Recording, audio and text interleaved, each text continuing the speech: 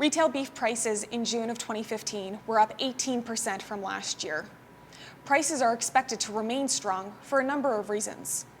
Canadian beef cow numbers are down 27.5% from the peak in 2005. But this is not just a Canadian story. Canada is a net exporter of beef, and prices are largely set on a global stage.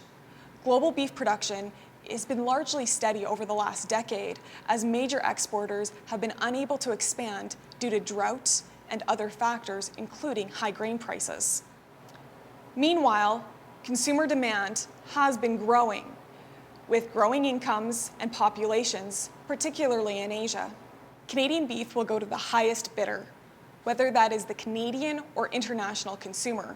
Right now, international demand is strong, and that is where beef is going. In the first half of 2015, domestic production is down 7% and is not expected to rebound in the second half of the year, as placements into feedlots have been down 15% from January to June.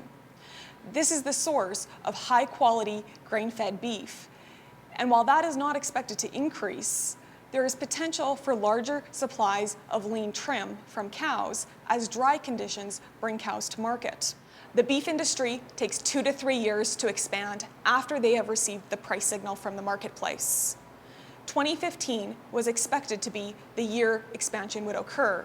However, dry conditions make that unlikely, as many producers cannot expand without feed sources.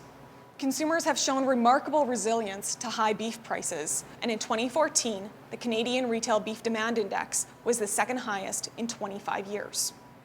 The ability to maintain high beef prices depends on the relative price to competing proteins, disposable incomes, as well as competition from other protein sources.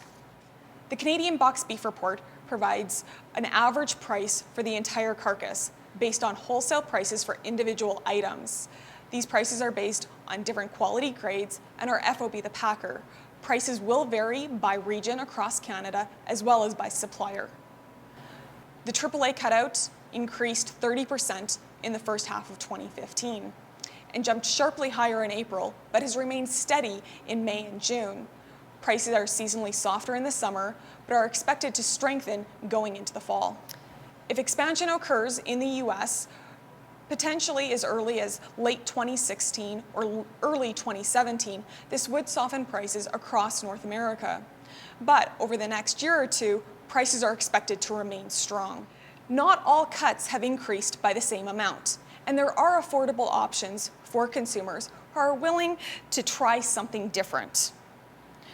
The challenge with some of these less traditional items is that they are smaller items on the carcass, and while lower priced overall, they can see greater price volatility.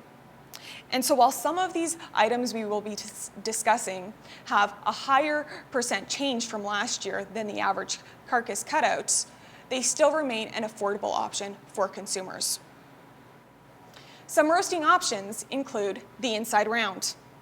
It has been steady in the first half of 2015, up 25% from last year. Seasonally, prices typically peak in the fourth quarter. The outside round, up 22% from 2014. Seasonally, prices typically peak in the fourth quarter. The clawed heart, up 25% from last year. Prices seasonally peak in October. In contrast, the clawed tender, up a sharp 58% from last year. Prices typically peak in July. The tri-tip, up 28% from last year. Prices are usually flat, but dropped in May of this year. This cut typically sells at a severe discount to the US market, making it a bargain buy when available. Inside skirts, up 53% from last year. Prices typically peak in July and August before dropping into the fall, making it a good option for fall buying.